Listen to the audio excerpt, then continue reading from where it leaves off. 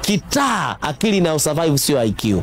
Muhimbili ilifanya utafiti wa mashoga 150 Dar es Salaam na mashoga 150 Dodoma. Ikarealize sehemu ambayo tunaamini sisi ni safe kwa watoto wetu, kumbe ndio very dangerous kuliko kuwatoa nje. Sababu wanaoharibu watoto wetu sasa hivi kulawiti bla bla bla ubakaji ni the nearest person kwenye indo.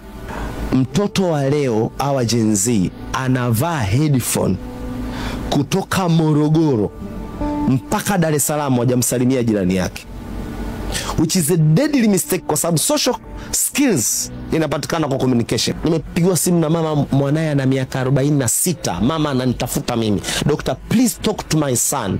Nikafikiri naongea na 14 16 year old 40 plus dude, nini mwanangu hajaoa, haeleweki. Nikakaa na ule mwamba pale Black Point ya Kinondoni pale, mwamba domo zege, kwa sababu kutongoza ni social skills. MC, unanielewa? Kutongoza ni social skills. Yani kumconvince mwanadamu wenzio atoe nguo ya ndani sio shule ya kawaida. Can be physicians, lakini people are really struggling right now. Vijana wana struggle sana na maisha. Sasa nikwambie tu kitu kimoja. Nimefundisha ofisi mimi Morogoro moja, niliomba niwafundishe personality, haiba za watu eneo la kazi. Nikakutana na mama akaniambia, "Doctor, I'm in pain." Nikamwambia, "Kwa nini?"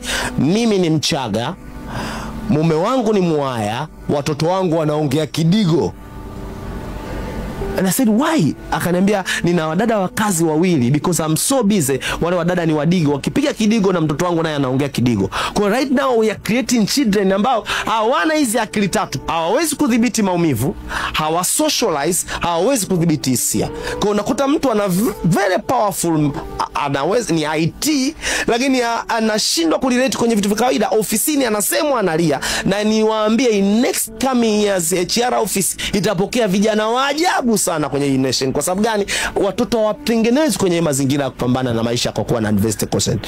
Ukimfungia mtoto ndani, which is now we think of gadgets. Yani mtoto, juzi nimehangaika na mtoto mmoja amekunywa sumu ya panya kwa sababu mama yake amemnyang'anya PS4.